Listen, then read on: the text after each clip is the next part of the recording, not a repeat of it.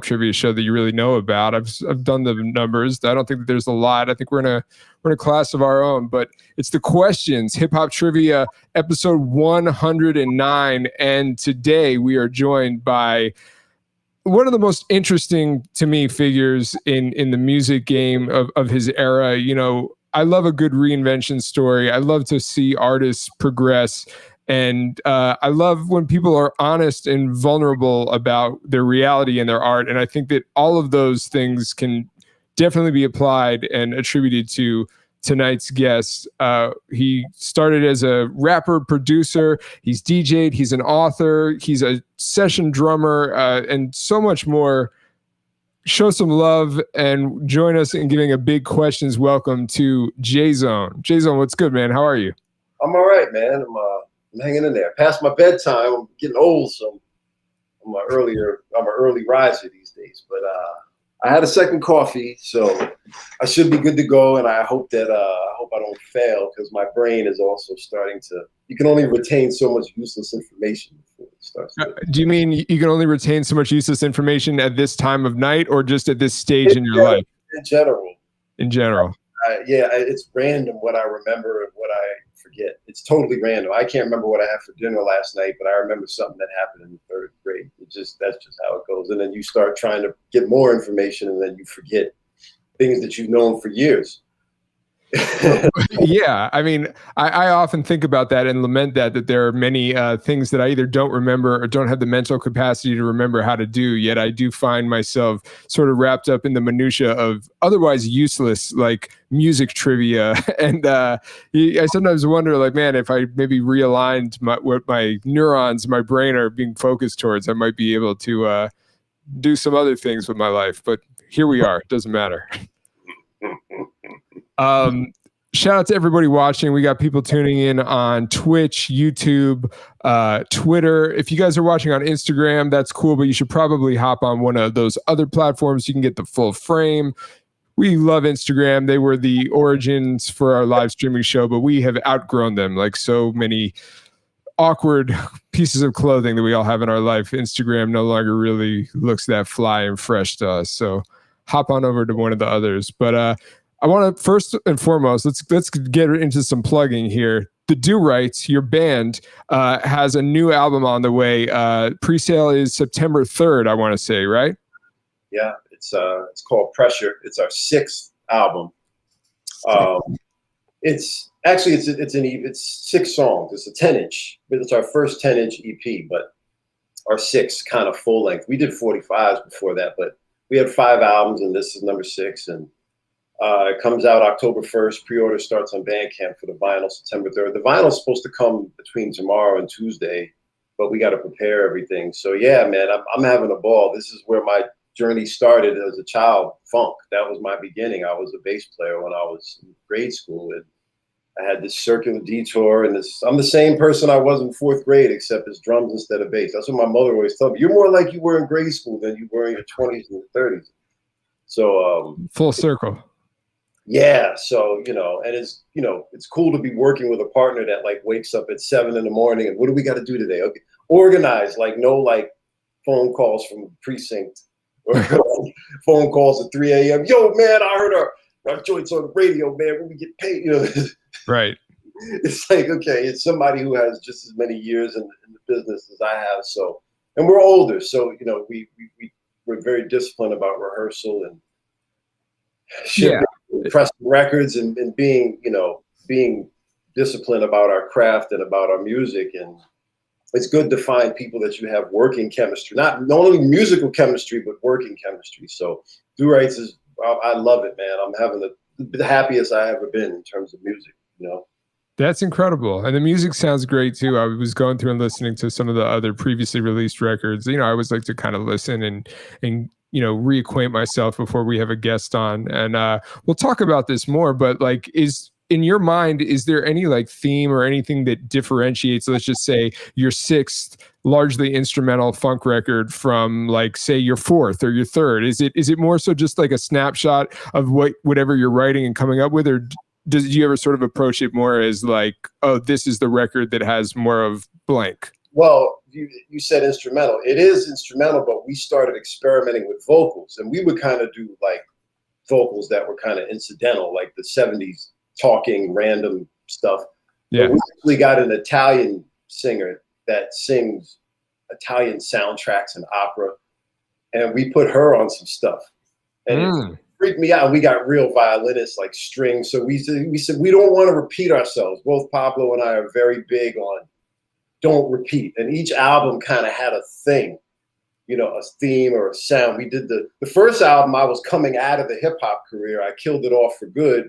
So there was still little elements of like hip hop, and then Pablo had the dub and the punk thing. So it was very kind of like modern in that regard. And then the second album was just an ensemble Booker T. Meters nod. The third album was like cop show funk, which is our way of talking about music that used to be on shows like Mannix, Mod Squad, like those late 60s, early 70s, you know, a funky thing. So it was very cinematic, and it was a concept album based around those cop shows with those, you know, the private detectives. So it had that thing. The fourth album was a live album, which is an old thing.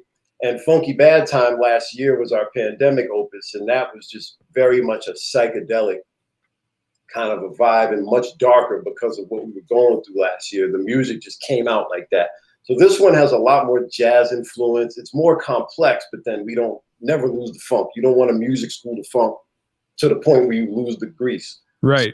It's like it's a much jazzier, you know, but complex. But then we have vocals, but then it's nasty. It's dirty, and it's like a combination of others. But then I think from a composition standpoint, because it's half as long, we wanted to make it twice as strong. You know what I mean? Yeah. Like, and make it more dense and intense. So I think, you know, people are going to dig it. We have, you know, it's called pressure because anybody who's pressing vinyl right now knows they're giving turnarounds of like 9 months, 10 months. Well, that's why I was so surprised when you just said that the vinyl is coming in. I was like, yo, when did you put the order in for this? Like, we started this record in February, and we were like, we called our pressing plant that we use, and they were like, yeah, 6 months. And I was like, oh shit, we got to, and Pablo and I, we got to finish this now. Yeah. And we worked really hard, and we got to 6 cuts, and we were burnt out, and we were like, we haven't done a 10-inch yet. This is different. Let's take advantage of this and make it a positive, do something different. We've done 1,045,000, we've done upbeats. We never did a 10-inch. So we pressed it, you know, make it an EP, and we got it done for early May. There was a snag at the plant, and we jumped the line by like 50 spaces. Some freak thing happened, and it turned around in 3 months. So we were expecting a November release, and now we're getting a Labor Day weekend release. So it was like, man, all that, we could have kept going. That is the musical miracle story of 2021. Like, I know this is kind of inside baseball, but for those of you who don't know, like, it's just taking incredibly long for artists to actually get their vinyl pressed once they submit it and getting it back. So, you know, maybe fate smiles upon you, Do Right. This is good. Out, man. I wish we could have kept going, but then again, a 10-inch, we never did anything like that before. So we don't want to repeat. Like, anybody who knows me knows I dislike nostalgia. I don't like repeating. I hate part twos. It's like, I'd rather make a bad album than make an album that sounds exactly like something I already did. I'd rather make a terrible record and be like, that was terrible, but you know what? I was trying to. Something new. Something new. You know, so I've been known to do that. But you don't want to repeat yourself, because when you get bored and you get caught up in nostalgia, then you wind up living the audience's nostalgia instead of your own, and then it's a different experience. So we wanted to try to just reinvent it. And now that we weren't touring last year, so there's even more pressure. Yeah. Make better studio albums faster because there's no gigs. We couldn't tour the last record. We'd still be touring that thing if we were, you know, if COVID hadn't happened. So. Right. Well, when it is safe to do so, you guys will just do the mega tour where you got like 3 albums worth of material to mix up in the set, and we're supposed to do a mid-major tour in the fall, but the way things are going, nobody.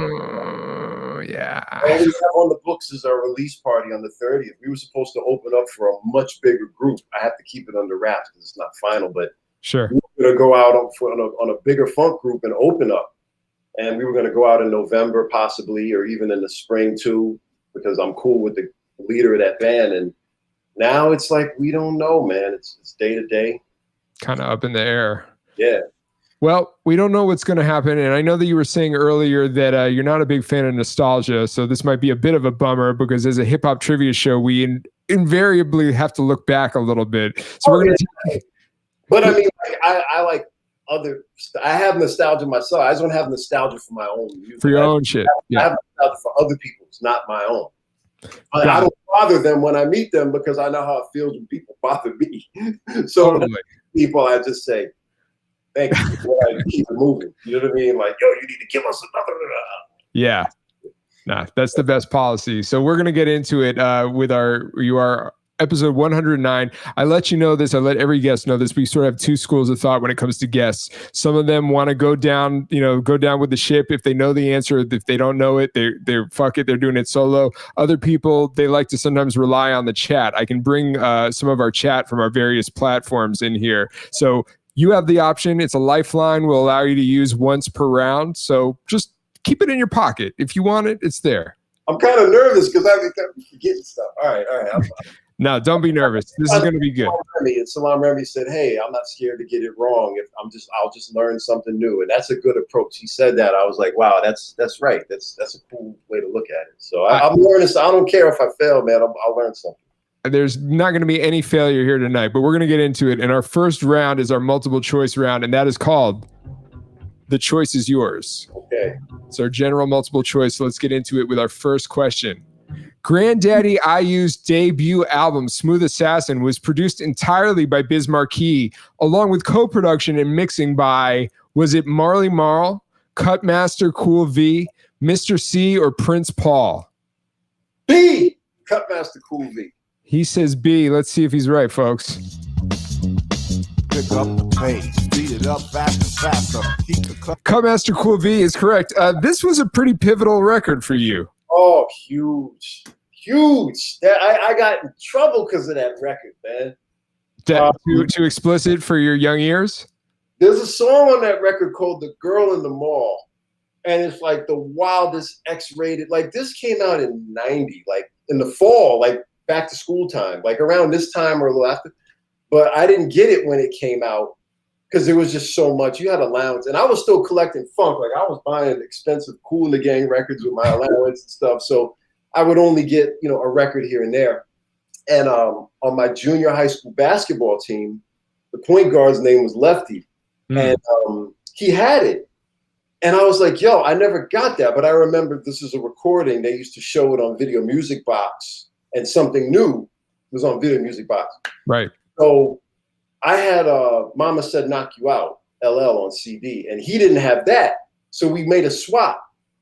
And it was meant to be for like a week. Like, yo, you take it home, you dub it, I'll give it. He gave me the Smooth Assassin, and I liked it so much that I just never reminded. And he forgot about it. I said, I'm not going to tell him. I'm just going to keep it. And to this day, my CD says DHL on the side, Dave Henry Leftwich. That was his name. It says DHL on the spine. I still have the same copy. Wow. I have a few in my collection that I think have that. There was this, it drives me crazy now as not a like diehard collector, but as an adult who like does have some things that I did used to write on my like CDs. Like, and I'm just like, what was I doing? Like when you come up on like some used vinyl too, you see people who like wrote on the jacket, it kind of like, there's a part of my like OCD brain that's so irked by that. But I guess, it's fun to write on stuff when you're younger. Yeah, I guess he wrote it on there because he knew that it was to remind me that it was his, and he kept my Mama Said Knock You Out, so we're even. Yeah, I was going to say a lot of good that it did him to write his name on it. It didn't really affect you that much. I just kept it. Yeah. Sorry, DHL. Maybe I'm sure he bought another copy. He's doing very well now, knowing Dave. All right. So far, so good. And yeah, I mean, we actually had Granddaddy IU on the show probably, man, this was like 20 episodes ago. Wow. Have you ever had like an encounter with him? That's my guy. Of course. I know IU real well. He used to live in my neighborhood, but he's from Hempstead. Yeah, well, that's surreal for somebody who put out a record that was so like paradigm shifting for you, and then for you to say he's your guy, like that's pretty dope. And I did some drums for IU. Big up to Sincere, his man Sincere, who's his longtime friend who does like managerial stuff for him. Rob Rivas, Sincere, he's a good friend of mine too. Sincere said, "Hey man, IU needs some drums." So this was maybe about 3 years ago, and I did a drum track for him. Yeah. And his brother K, the DJ KC Khalil, super cool. I mean, I know both of them. They, I met Kay in Hempstead one time, hung out with him. So, these are real cool. Those are real, and it's surreal. Like again, to meet those guys, and they were real. They're real cool dudes, and shout out to IU and KC and Sincere, all of them. Amazing. All right, we're gonna hop into our second question of the night. Questlove's snare and clap combo on this D'Angelo song was heavily sampled throughout the 2000s. Was it from Untitled How Does It Feel, Brown Sugar, Chicken Grease, or The Line? Oh, God. Now I'm talking about a snare and clap combo. If you know the Voodoo record, there's a lot of open drums on the record, but this is a particular snare clap combo. Oh, I know it because when I interviewed him for Red Bull, he told me, and then Kanye wound up using it a bunch of times. And that was his funky drummer, that clap. But I don't remember the song title, man.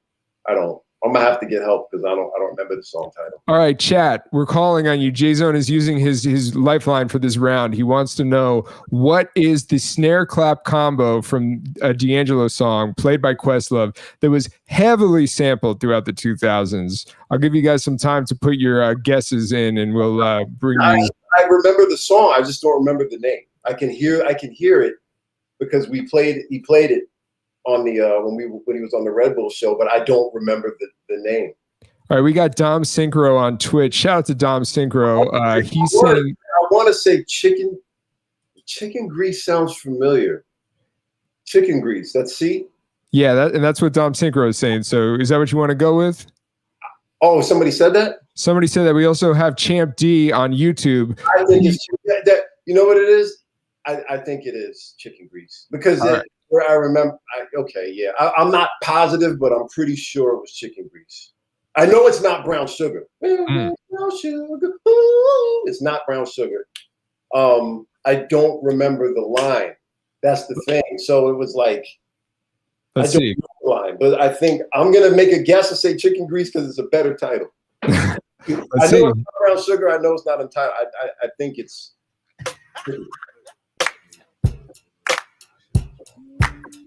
Chicken grease is correct. Okay. Yeah, I knew it was C or D, but I just couldn't. I mean, that clap snare was everywhere. It was everywhere.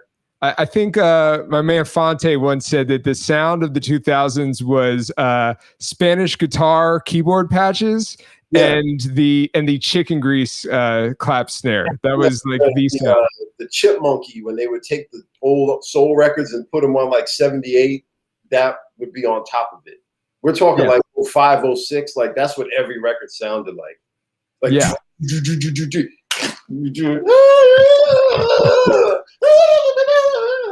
like that. That was what every record. If I closed my eyes, I instantly thought I was hearing a Chingy song right now or something. It was really good. I mean, I made the mistake of getting in a beat battle once, and it was like that was everything. And that snare was like the whole night.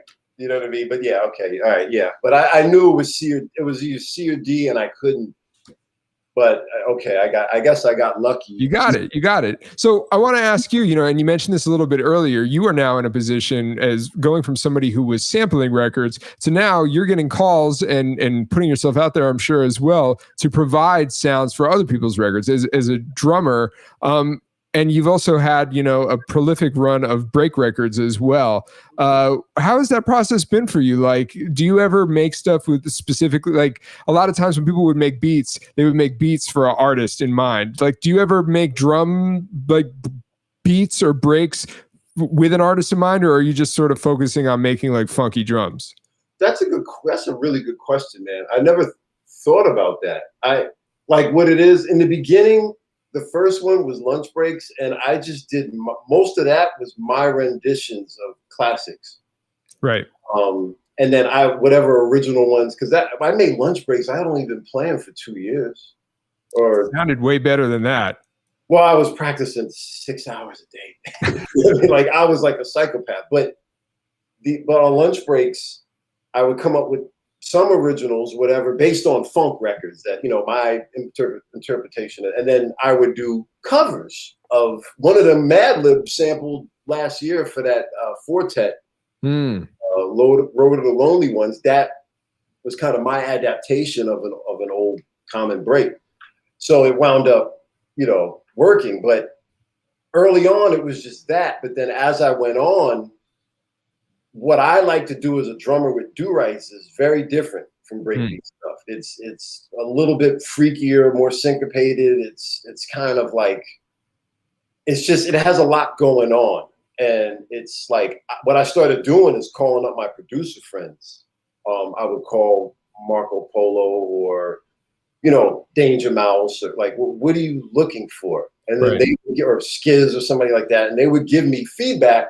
And I would go into the studio because I don't keep up with hip hop. Like I'll be dead honest. Like I don't really listen.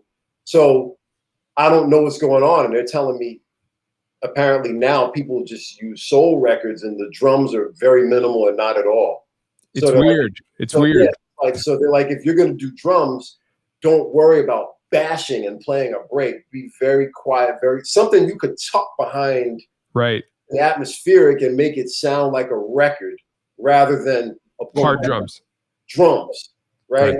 Like I learned how to make drums that are just feel to kind of push them along, and then slow. Like I think hip hop in general after 92 or 93, the BPM just went, and it's been way down here ever since. So when I got involved in, interested in hip hop, I was coming out of funk. So those up-tempo Welcome to the Terror Dome, like that's my DNA musically.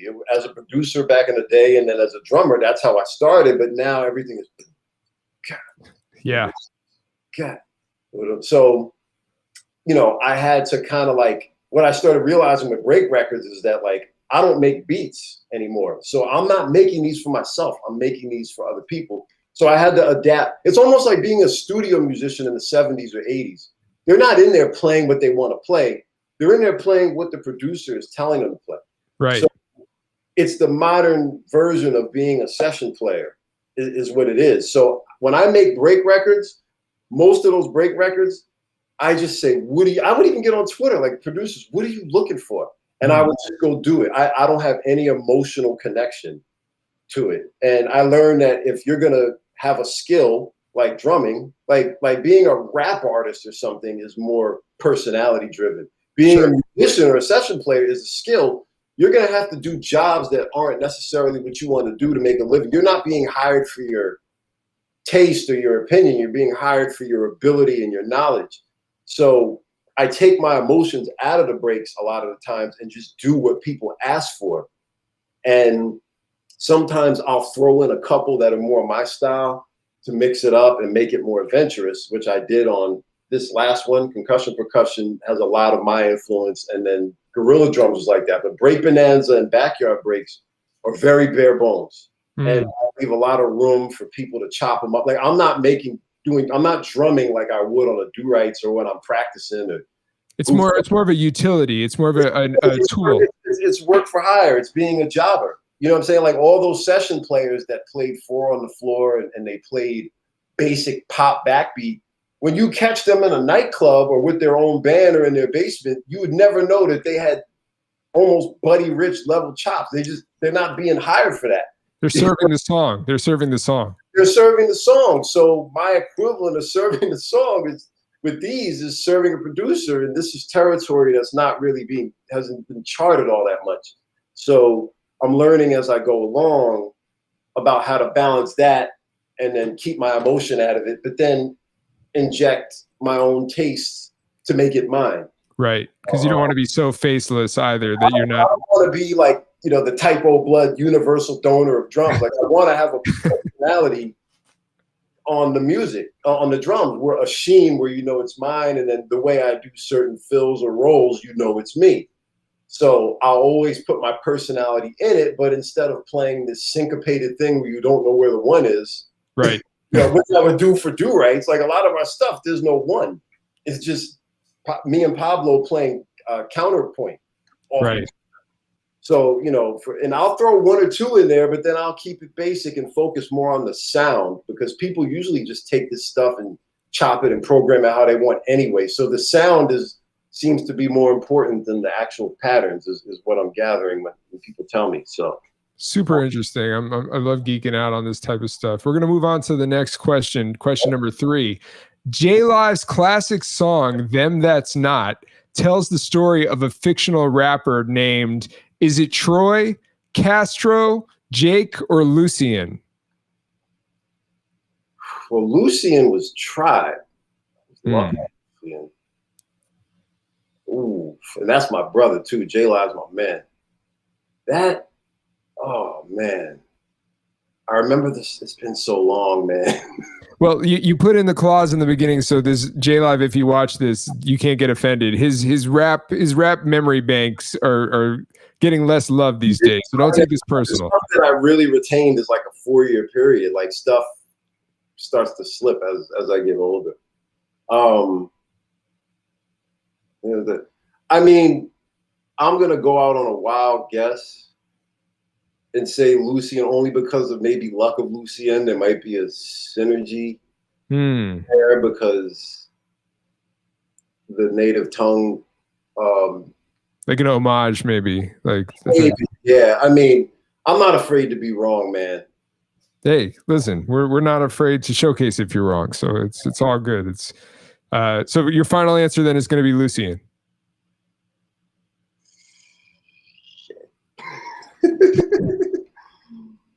Oh, wow. Oh, hold on.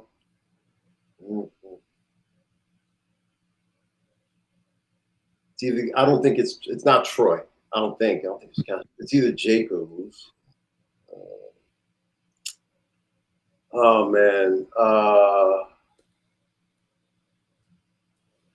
I want to say Jake now, but it's like I'll be mad as hell if it's Lucien. Oh man. I think you just got to go with your gut. Lucien. Okay, he's going Lucien. Let's see if he's right. We're gonna hear that. We're gonna hear the answer right now. All right. On a time there was a brother named Castro had a little problem with his cash flow. Castro was the answer. I'm 2-1. Hey, it's fine. It's fine. You're at the end of this, no matter what score you get, you're still J Zone. So you come out victorious regardless. You are J Zone. Okay. But yeah, it was a brother named Castro had a little problem with his cash flow. Was the opening bar of the line. My best friend loves that song. He used to talk about it a lot. And I knew the song, but I'm saying it's been so long. Like I've been gone so long. So it's like whatever I retain is like from childhood. Like got it. The more formative years for you. Yeah, it's like it's funny what your brain just lets go. But that shout out to Jay, man. Super talented dude, man. Super talented. Former guest on the show as well, friend of the show. He's a real dude. Great artist, great person. Absolutely. All right, we're going to move on to the final question of our first round. Houston, Texas drummer Chris Daddy Dave played as a session musician on several records by this group throughout the 90s. Was it New Edition, Mint Condition, Boys to Men, or The Time? Oh, boy. Well, Mint Condition was Stokely, right? I can neither confirm or deny, but this is his work as a session musician. The session player. See, yeah, and 90s R&B definitely wasn't my thing. Like I was into Guy and Belle Biv DeVoe. Sure. And then it stopped like 91. Like I had no concept of like 90s R&B. I wasn't listening to 90s R&B. Are you familiar? Are you a fan of Chris Daddy Dave? Oh, yeah, no, he's dope. He's ill at the time, man. He's unbelievable feel and time on the kit, man. He's a beast. But I know him from like videos and stuff like that. Like I watch his videos all the time. But in the 90s R&B, All right. Well, I would say mint condition was Stokely, so I'm gonna get Boyz II Men. Okay, he's going Boyz II Men. We're going to see the answer here. It was actually mint condition. He was a session player on several records. I thought the leader, Stokely was, but Chris Daddy Dave played on a bunch of those records. I don't know the exact science behind that. I would have guessed Stokely played everything. Wow. Yeah, this was an interesting find as I was researching this. Have you ever done any session playing for other groups, like more than just providing like drum breaks, like sampled, like or finesse? Okay. Motown State of Mind that came out last year. Oh, so you played on all of that? I played. Hold on a second. He's checking the record, literally. No, I have it here. I played on this. The box set, the Motown box set. Woo! I played on this. Now is the time. That's me. Oh, that's amazing. Yeah, that's me. I didn't actually get to check that out. I remember hearing a few songs from it. This is like I love just talking with other music heads too, because that just puts that back on my radar. Like, oh, I got to go back and check that out because I remember I heard maybe he did a promo video and like that shit was super dope, like jamming. Yeah. No, I played on Now Is the Time, which is a Willie Hutch production, Sister's Love. It was from the movie The Mac, and he got he got the files, and he wanted to redo the drums. So he called me, and he had me redo all the drums for the song. Wow. Yeah, so I played on the Lord Finesse thing, and then Danger Mouse, I played on the Karen O Lux Prima album, the title cut. Yeah. I played, I did some stuff for Pharoah Monch, Broken Bells. That's not hip hop, but it's, No, but that's a Danger Mouse affiliation as well, right? Did he produce that record? I played on it. He produced it. Yeah. So I, on that, and then the recently the Let's Ride by Soul Supreme, the Jay Dilla covers that just came out. I'm on that. Nice. So that I'm escaping my mind. It's on my discography. Like I said, I retain, like, every time new information comes in, old information goes out. Well, we'll check your Discogs after this, and we'll see what else we missed. But yeah, that's amazing. But we're gonna move on to our what? Ben Pirani, the soul singer. Okay. Toured. Until the pandemic, we were touring for years. I played on his album on Coal Mine. So he's a soul singer. I played on a lot of soul and funk records more than hip hop records, but I did play on some hip hop records. Yeah. Yeah. No, that it's all great. I mean, they're all sort of tangentially related anyway, if you're looking at the source material. But we're now in our second round, and the second round is called Picasso Baby. So in this round, I'm going to show you an album cover, and you have to identify it by the small piece of it that you see. We're going to hop right into the first one. What album is this? Is it Tyler the Creator's Flower Boy, De La Soul is Dead, Blue in Exile, Give Me My Flowers While I Can Still Smell Them, or Planet Asia, Dirty Planet? D. De La Soul is Dead. De La Soul is Dead. Yeah. Absolutely correct. Shout out to De La Soul. Their music coming to streaming soon, later this year. I'm off the 500 mark. I'm in the winning column again. Okay. You're in the winning column again. What's your favorite De La record? Album or song? Album, we'll say. You know what? That's a hard question because to my heart, it's 3 Feet High and Rising. But I love when an artist tears something down and does something new.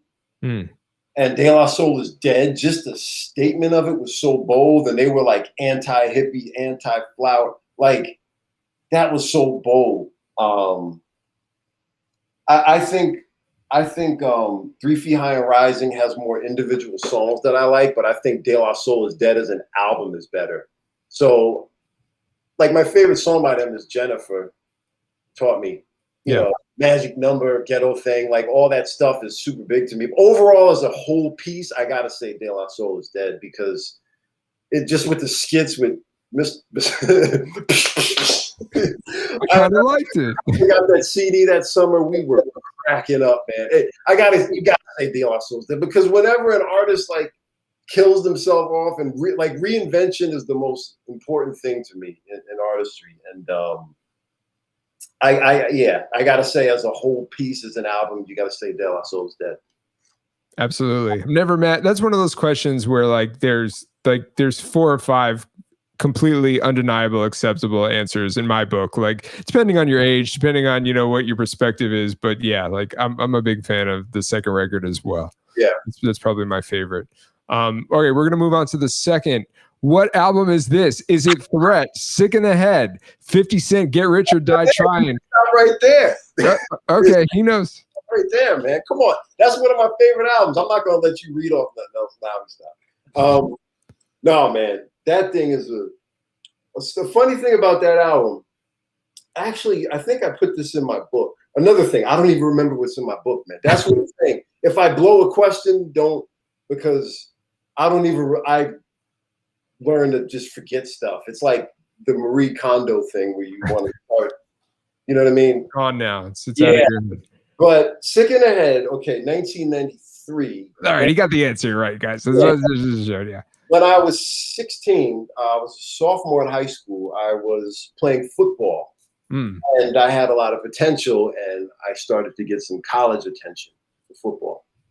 And my coach is like, he used to call me Stray Dog. He's like, Stray Dog, you're going to have a junior year. You're going to really start getting some looks, and you're going to be a big year. So I was like, oh, man, so let me stay in shape. So in the spring of 93, like around March, I joined the track team. But as you know, in March, there's still kind of snow on the ground, ice. Like, it still has some winter weather. So we used to have practice in the hallway in the school. Now, it's a school, so the floors were made of marble, like hard marble. Yeah. And I was really fast, but I was flat-footed. And the impact of running on the halls, I herniated 2 discs in my back. And there went my football career. And that summer, I couldn't even walk. And the doctor said, look, man, if you get one hit, it could be over for you, like in terms of losing my legs, because my spine, and back then they didn't do spinal fusion or surgery. They did something called traction, where they put you in the bed and they tie like a harness to your waist, and it has weights that go over the foot of the bed, and your spine gets decompressed like an accordion. Okay. And what it does is it relieves the pressure on your discs, your vertebrae, and when it takes the pressure off the disc, the inflammation goes down and it stops touching the sciatic nerve. Is anybody else wondering how this is going to relate to the Threat album? Because I'm just like, where is this going? I'm going to tell you. Okay. I'm in the hospital for a week. I can't go nowhere. I'm in bed like this with harnesses all over me. And my dad said, I'm going to bring you some tapes. What do you want? And I said, I want Ultramagnetic MC's The Four Horsemen, because it had just come out and I wanted it. And I wanted Sick in the Head by Threat, because I knew about him because of Colorblind on the Death Certificate, Ice Cube album. And he was on Yo-Yo's album as well as a guest. And I was like, that guy is pretty dope. And King T, he was on King T's album. No, that was later. I'm sorry. Trifle. Okay. Yeah. I was like, I saw that in the store. I'm kind of interested. So I have my Walkman. I listened to those 2 albums front to back for a whole week while I'm in the hospital like this. Like auto reverse, like those 2 albums, I learned them word for word, note for note, beat for beat. And when I came out, those 2, Four Horsemen and Sick in the Head, will always have a deep connection for me. That has a permanent spot in your memory banks. Yeah. Yeah. Because I'm sitting there in the hospital and like, this is all I can do is listen to this. So it was so much bigger because usually when you listen to music, you're driving, you're walking, you're with friends. When you're laying in a bed like this, you're like attached to all these thingamajigs. Everything you hear is bigger. And I'm listening to like Let the Dogs Loose, and he has the dogs barking and his pan mixing, bouncing from one ear. I'm like, yo, this album is fucking brilliant. Like, and it's one of those records that's just not super popular, I guess. I don't know if it's on streaming or whatever or not, but I have it in all three formats. It's one of the few albums I have in all three formats. It's amazing. Great story. All right, doing good so far in the second round. We're on to our final question in our second round. What album is this? Is it Shabazz Palace's Black Up, Madlib's Sound Ancestors, Diggable Planets, Blowout Comb, or is it Deltron 3030 self-titled album? B. He's going B. That's me. How could I not know that? Hey, man, listen, we don't know what. Sometimes you do the session and then you never actually see the record. But you mentioned this earlier. You had your drums sampled by Madlib and Kieran. Well, Kieran just did the curation on it, I guess. This was like a Madlib beat first. Yeah. How did you like get the drums directly to Madlib, or do you know how? No, that's what I was saying earlier. He found a copy of Lunch Break somehow, and he just sampled a drum beat on there that I did. That was a cover of it was like my version of Ode to Billy Joe by Lou Donaldson, which is the great Idris Muhammad, Leo Morris on drums. And I did my version called Ode to Sloppy Joe because it was lunch break, so every song title was food. Right. So I called it Ode to Sloppy Joe, like, okay, it's food, but it's like my version of Ode to Billy Joe. And when it came time to clear, like it's cheap, obviously cheaper to clear me than it is to clear a Blue Note, Bobby Gentry written Blue Note tune. So, you know, Egon reached out like, is this you? And I was like, yeah, that's me. And they cleared it like a regular, you would clear a sample. Is that often the case when you do get sampled that it is like, because that sounds pretty cut and dry and kind of like beneficial for you as the artist getting sampled. Is that usually the case, or is it sometimes like after the fact, or like do you ever catch like, oh wait, that sounds like a lunch breaks, like, you know? Well, I catch it all the time, but the question is, how big is the record? Like, as somebody who was a sampling producer myself, like some guy who's on Bandcamp selling 300 copies, like what am I gonna do? Get a Tootsie Roll? Like, you know what I mean? Like, I can't even get my lawyer's retainer off of what I'm gonna get. So I'm not gonna sue a working class blue collar, but I mean something like Madlib and them clearing, bigger artists, but that led to other things, and we were peers at one point. So there's opportunities to work there. You know what I mean? So this opened up a bigger thing for me with them. So it's like, and they reached out to you first. Like it wasn't like you had to chase them. They were like, "Hey, is this you?" So that's out to me first, and it's like full circle for me. You know, when I first came out, he was one of the biggest guys that, you know, in the field, and it's like I met him maybe once or twice, and then, you know, we reconvened on the phone after the clearance, and you know, we're talking drums, we're talking jazz records, we're talking music, and it was amazing, man. It was that really, you know, did a big thing for my career in terms of drumming, and coming full circle, you know, from one of your peers back in the day, like you're doing something else, he's doing something else, and then you kind of meet. I'm just geeked off the idea that Madlib uses a phone. I heard that he just uses messenger pigeons. Oh, it was message. It wasn't, you know, it was just messaging and shit. That's even crazier. He was texting. I heard he doesn't have like a computer. You know, it's. Yeah, I don't know what he was using, but we were going back and forth, you know, about music. But I gotta, you know, give all the respect to them. A for reaching out, because they didn't have to do that. But just B, they're just really great guys that respect music and respect the music, and they're serious about their craft and business, and absolutely. And it's a great record too. I really, really love that Sound Ancestors. It's a super hit record, man. So I, you know, much respect to everybody in that camp. Now again, camp, you know. Absolutely. And we're talking about records, and that's a great segue because now we're about to enter into our third round called Digging in the Crates. This is our sample round. So this is going to be all about samples. I'm going to ask you a question, play you a sample, and then you have to answer it. Now, because you are a drummer and because you are in the drum chapter of your life right now, this is a special edition of the Digging in the Crates round. This is all about drums. So we're going to get into it here. D. Felice Trio's There Was a Time was sampled on this Ultramagnetic MC single from their debut album. So I'll play you There Was a Time, and you tell me which. Go ahead. But let me come on, Jason. Let me play it for the benefit of the people. With the hospital story, so I'm trying to save you some time. All right. I'm going to play it for you here. And besides, didn't you say it was Four Horsemen?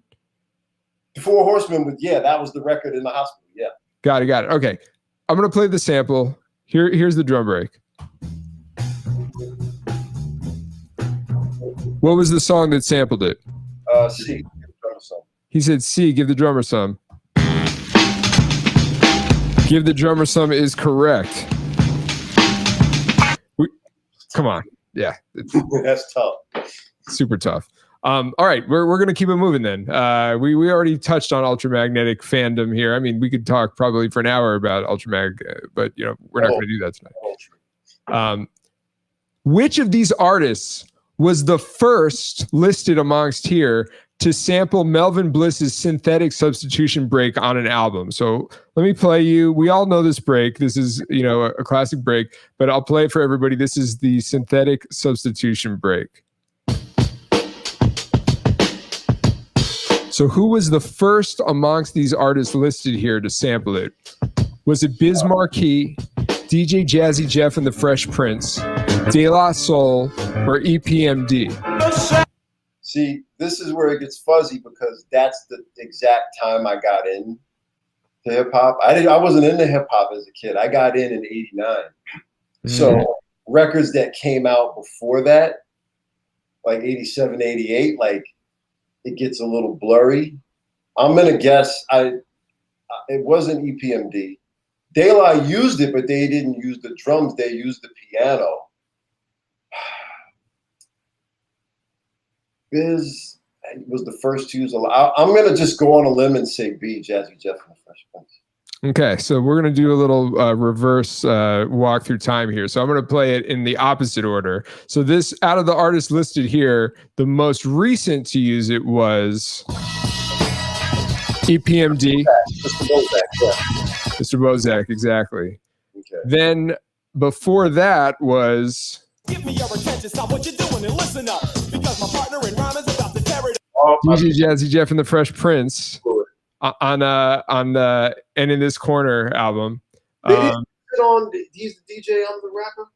No, I guess they didn't. I don't think that they did. Then we've got... I knew that, yeah. So Biz. Damn, Biz. Biz. It sounds like death, and it can be smooth from right to left. On the first album. I could have swore they used it on the first one, or maybe the first Jazzy Jeff and the Fresh. I could have swore one of those had it. If I'm wrong, we did some research. If you're wrong, it's just like I know that they used like Westchester, like James, and they used what is that? Bouncy Lady, Brand New Funk, Brand New Funk. So I was thinking like substitution was in there somewhere, and like going off was like 87, 80. See, like 87, 88, I was listening to records like this. You know what I mean? Like I wasn't. Yes. So, I mean, I know all those records, but I heard them later. So the context of what was first is fuzzy. Like they all just kind of came together for me. You have any good Biz stories? Did you have a lot of encounters with Biz? I did a track for him. That's right. On the Weekend Warrior album, right? Yeah, man. I drove down to Maryland. He had a studio in Maryland. And I bought the drum machine. And I laid down the tracks. I guess at the time he was dealing with Groove Attack, which was a German label. And my partner at the time, he contacted me. He was like my business partner, my DJ. He had in there, and he sent my CD, and I guess Biz heard it. And the management said, go down there. So I drove down with the drum machine. I plugged it into the board. I met him. We talked about the Granddaddy album. I brought it with me. He was like, "Oh, I was the first to use this. I was the first to sample that." Like, he signed my Diabolical Biz for me. We laid down the song, and then it came out like a year and a half. This was January of '02 that I went down there. And the album came out like the end of '03, like around Thanksgiving or something like that. Yeah. Yeah. I mean. And of course, I would see him at Mobile Mondays because he would DJ. He had the 45 turntable. This is just a force of nature, man. It's a horrible loss for music. Yeah. Yeah. Rest in peace, Biz. All right, we're going to move into the last question of our sample round here. Stealthish by Slum Village samples this classic drum break. I'll play you the SV song, and you tell me what is the drum break here. I'm calling. Maybe I'm selfish. Uh, man. Say it again. Hey, Fatback Band. Let the drums speak. He knows his drums, folks. All right, J-Zone, we have now reached our final round. It is called Time's Up. It is our speed round. So in this round, you're going to have 90 seconds to answer. This is where we turn the heat up here. You've been doing well, but this is where shit gets real. You're going to have 90 seconds to answer 5 questions in the category of your choice. Here are tonight's categories. Talking about 2009, hip-hop authors, or Go Fish. I'm going to go fish, man. He's going Go Fish. All right, so let me explain to you a few of the ground rules here. You're going to have 90 seconds to answer 5 questions in this round. If you don't know the answer, you can say pass, and we'll come back to it. But if you answer incorrectly, then that question is burnt, so you really only get one chance to use it. If you need help from the chat, you can call on them, and I'll bring them in. But keep in mind, they don't always necessarily have the right answer, but they are useful sometimes. I have OC's Time's Up here, and it is time to 90 seconds. So when we stop hearing that classic instrumental, you will know that your time is up. So are you ready to do this? Yes, I have no choice. Guess I have no choice. All right, so he's going Go Fish, 90 seconds on the clock. Chat, please help him out.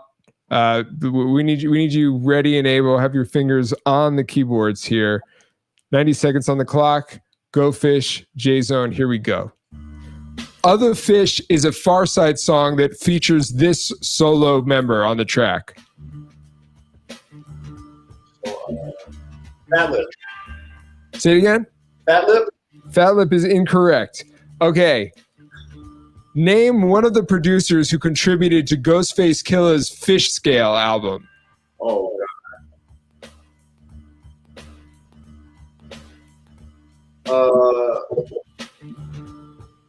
Alchemist. Alchemist was not one of them. We're going to keep moving on. It's all good.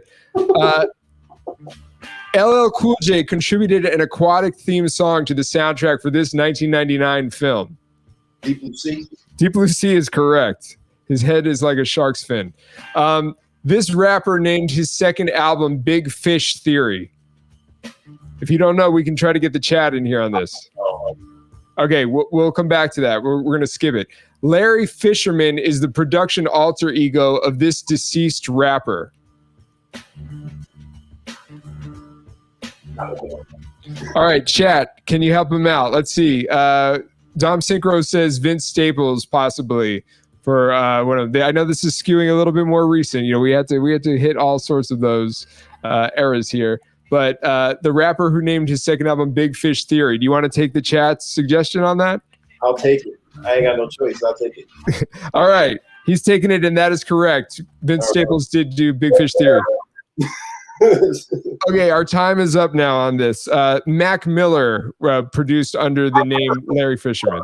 I could have swore I was gonna say Mac Miller, but tip of your tongue. Yeah.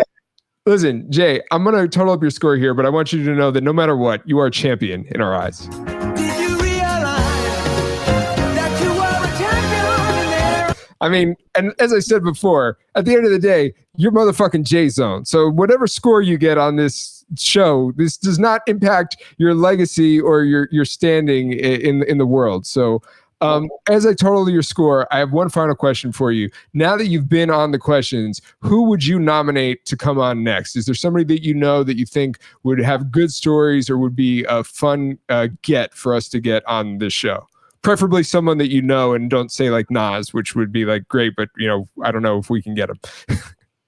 Have you tried to hit up like Scheme Richards? No.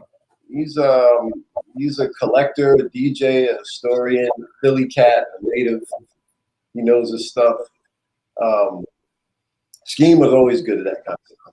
Yeah, we'll hit him up. We're always into the historians. We've had definitely some. Like Sean Sotero and all those guys. Like we had Sean Sotero. We've had some good authors on the show and like media people as well. Kathy Andely, Dart Adams. You know. Oh, I'm gonna say Dart. Dart probably scored 100.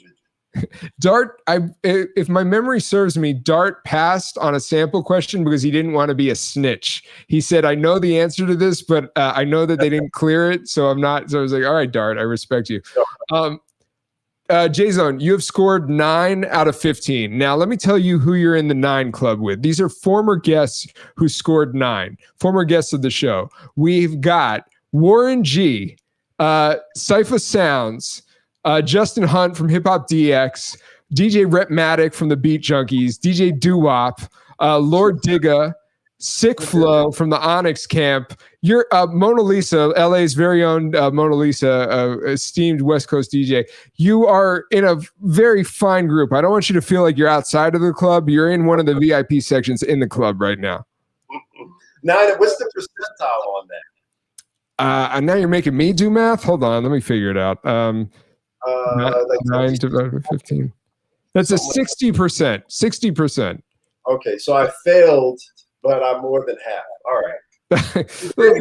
Lower than 9? Oh, plenty. I'm not going to air them out, but we've gotten 1, 2, 3, 4, easily over 10 guests who've gotten lower than 9. So okay. You're in good standing, J-Zone. I want you to know this. Just I should have got the J Live one. I should have got that. That was on the. It was like it had to come back to me. But hey, it's like we were talking about before we came on. Like Salam Remy said, if you don't know an answer now it's probably going to be if somebody stops you on the street, as they often do, and ask you random J Live trivia. Listen to that song. Listen to the song. I remember the song. I just like I said, like my brain when it comes to hip hop stuff, it like I remember stuff and then it shrinks back to like early '89 to like 90, 94. Yeah, and then anything before could just kind of like evaporate. It's weird because you're like preteen and adolescent. Everything is bigger, louder, more offensive, more crazy, more vivid. And then as you get older, it's like, yo, that's dope. But then you're paying bills, you got a career of your own, you're in relationships. So then things don't stick to your head as much. And that explains why people are into nostalgia as fans, because that's the music that resonated with them at that time of their lives. That's why artists, we get frustrated with that, but then you can't really, because we're guilty of it too. It's just as an artist, you got to move forward, but you got to expect the fans aren't going to want to, they're not going to know. Like back then, might not know what do rights is. They ain't going to know, but they'll know what jobbing nothing but work is. You know what I mean? So it's like that's just the same thing. It's like it doesn't mean that they don't like it. Certain things are vivid because there's stories attached to the memories. Like I'm in the hospital looking at that album cover, I'm never gonna forget that. I don't feel you could have just used the parental advisory with a little bit. I would have caught it. That's so funny. So coming up next, the Do Rights have their new album, Pressure. It's the 10-inch EP. It's coming out. Anything else that we should be on the lookout for in the world of J-Zone? I have stuff, but it's like in other genres. Like I'm playing like on some jazz funk stuff, and I have like a music library coming out early next year. Dope. Not a drum thing, like a whole music library. Me with the session players put together like a KPM style library. Yeah. So I have that coming out. Percussion just came out. I did the Night Rider 45 a couple of months ago. That sold out, and the Let's Ride thing that just came out with Soul Supreme. And I have like a lot of session work coming up, but a lot of this stuff is like it's not in the hip hop vein, but we have a diverse audience. I'm not don't play it. I'm not sure if they'd be familiar with some of the stuff, but some of it is rock. Some of it is there's a guy named on Instagram. He's a sick multi-instrumental. His name is Dotan Bergman. If you look him up, and he has a project where he split, the COVID style where you split the screen into 4 people, and so I'm playing and he's playing, and we did a song together called Cilantro, and it's funky as dog shit, man. It comes out next month. I'll put it on my Instagram. Like on Spotify, he'll do a release. So I was doing some work with him, and you'd be surprised on social media, like on Instagram. Just in the pandemic, I post drumming videos, and then these talented people will just randomly message me about working. I'll go to their page. I never heard of them, but they're amazing. Right. And it's like, yeah, let's make music. And then we wind up making very cool stuff, man. It's a renaissance of music makers, especially with social media, and especially with people like I found that there's a lot of young producers and instrumentalists who like their tastes were developed in a streaming era or a download era, so they have such a wide cast of influence of the music that you can tell has sort of shaped what they do, and it's a great time for music. I'm not one of those people who feel like, oh, in the day it was better. And no, it's great, man. You don't have to go through all the red tape to get. I mean, you can just put stuff out at Bandcamp or Spotify or whatever you do. Like, as somebody who came up in the indie world and stuff, like, it was a poor man's mainstream. It was like there wasn't as much money as being on Def Jam or Rockefeller. Right. They had the same politics and crap, and it was very difficult back then to carry your vision out and to get your music out. You kind of had to be part of a crew or like a bigger conglomerate. As a lone wolf like me, it was difficult. So now I can Pablo and I are just by ourselves. Like, we don't, but we've worked with Eddie Palmieri. We did a Ghostface remix, and we had Robert Glasper and Eddie Palmieri on a record with us, and we worked with somebody from Sun Ra Orchestra recently. So, like it just opens things. I love it. I think it's a great time for creativity, man. I wouldn't want to be existing in any other era, except maybe like the late 60s or 70s. I fit right in. Right. But right. Yeah. The business is messed up, man. Right. So like in terms of the business, I'm not daunted by anything like overwhelming and everybody can get on and everybody. Yeah, that's hard, but it's also like to be able to make it, you don't have to deal with the crap. You can just put it out and take your chances with the algorithm. The algorithm, but I don't want to deal with people at the label, the distributor, work with this person, do this tour, do that. It took the fun out of it. Totally. Well, listen, I want to thank you so much, not just for coming on the show, because we love to have thoughtful and dope and, original musicians on the show, but also just for all your contributions, from your indie work as a hip hop artist to your very, forward and transparent recollection of that career in your book and in your writings, and to your career now. I just think it's really dope. And I was saying to you before we went live, like, I just think it's cool to see stories like that where people are able to reinvent themselves. And you were talking about how important reinvention is and how important it is to not repeat yourself. And I think that your career and your catalog is a testament to that. And I just want to salute you, man. We appreciate you here.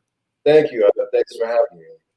Absolutely. Well, shout out to everybody on Twitch, YouTube, Twitter, and Instagram, and maybe Facebook. Do people still use that? I don't know. But we're on there. I just don't know if people watch. This will be up on our YouTube if you guys want to watch later. It'll be archived.